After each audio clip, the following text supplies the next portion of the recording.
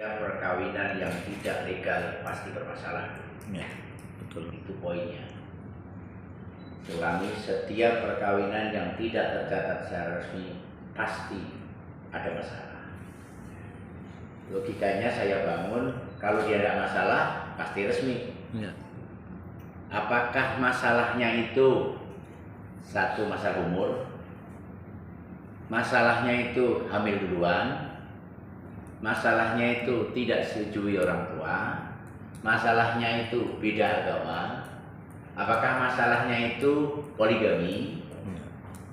Intinya bahwa setiap pernikahan, apakah itu nikah adat, nikah siri, apapun namanya, pasti di belakangnya punya masalah. Dan kita tidak ingin melegalkan masalah itu jadi benar. Ini yang harus kita pahami. Jangan kita memberikan stempel orang yang salah menjadi apa yang dilakukan itu jadi boleh. Karena ini bermasalah Pak nanti Pak. Contoh, dibukanya keran kemudahan untuk isbat nikah itu membuka celah untuk makin maraknya pernikahan siri.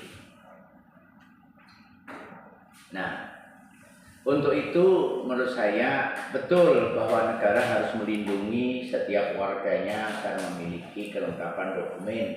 Dalam hal ini dilakukan oleh Capil. Tetapi apa yang dilakukan negara tidak boleh melanggar norma. Satu, norma agama, semua agama. Yang kedua, norma hukum positif. Saya ulangi, yang kita lakukan itu walaupun atas nama itu kesetaraan di depan hukum, atas nama apapun namanya, karena itu yang dilakukan oleh Capil itu akan menyakiti hati orang yang lain Pak. Maksud saya begini, ketika misalnya Capil memberikan legalitas berupa kakak, dia nggak sadar ada perempuan lain yang juga tersakiti dengan terbitnya itu Pak. Kan gitu ya. Sementara kita hanya memandang satu aspek, dia yang ngajukan. Kita tidak pernah tahu bahwa dia punya istri, dia punya anak yang tidak pernah dia tidak hiraukan. Ya, tidak pernah dia bertanggung jawab terhadap kewajibannya. Makanya kalau saya mengambil saran, jangan kita melanggar satu hukum agama. Kenapa saya bilang hukum agama? Setiap agama punya ketentuan. Bahkan kita bersama dengan kemarin, hari ini rasanya saya juga diundang kemarin Pak Pendeta ya, Pak Pastor.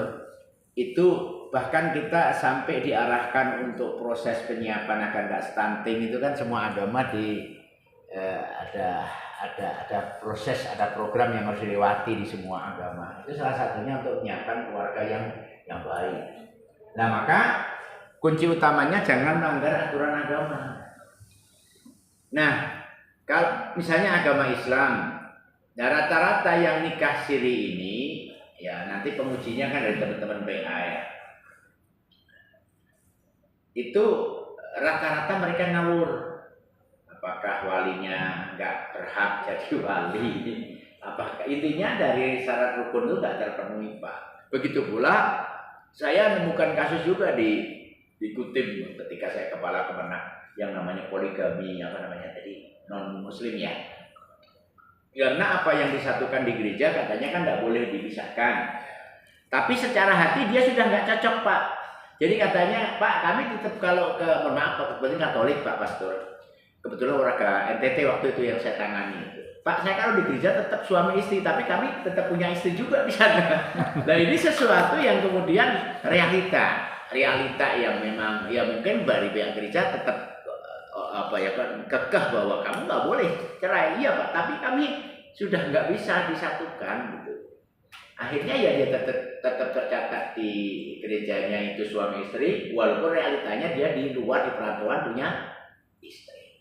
Nah ini sesuatu yang memang nyata. Nah kita menghendaki memang harus ada solusi, tapi solusi itu tidak boleh, saya ulangi, melanggar hukum agama dan hukum positif. Nah hukum positif tentu kita sudah tahu, undang-undang yang Pak Kadi sampaikan tadi itu harusnya menjadi alat kita. Kita tidak ingin hukum positif yang ada itu justru bertubrukan atau saling berbenturan, kan gitu ya. Karena ini satu, misalnya Undang-Undang Nomor nomor 174. Tidak boleh dibatalkan oleh undang-undang administrasi kependudukan. Kalau ada kan nanti akhirnya kan rancu Pak. Satu sisi, oh ini Pak, orang ini, anak ini nggak peduli proses lahirnya kayak apa, proses pernikahannya, dia harus punya status kependudukan misalnya, gitu ya.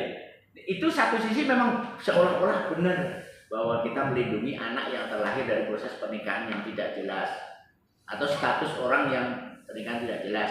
Makanya waktu saya ingat waktu mohon izin zaman ketua PA-nya masih Ibu ini, kita waktu di Lokulu kita ngobrol dengan Pak Bupati, kenapa Bu Reni ini yang ngajukan sekian kok yang boleh cuma sekian kan gitu ya Bu itu kan? Ya kami dengan Bu Reni bisik-bisik, ya kita sampaikan Bu bahwa yang memenuhi syarat harus begini. Saya pun ketika saya tersebut nyampaikan ke Bapak, Pak nggak boleh sembarangan juga, mentang-mentang semua orang yang ngajukan isbat ngajukan apa harus dikabulkan, nggak boleh juga. Karena apa? Di belakang orang yang ngajukan ini biasanya ada masalah Pak.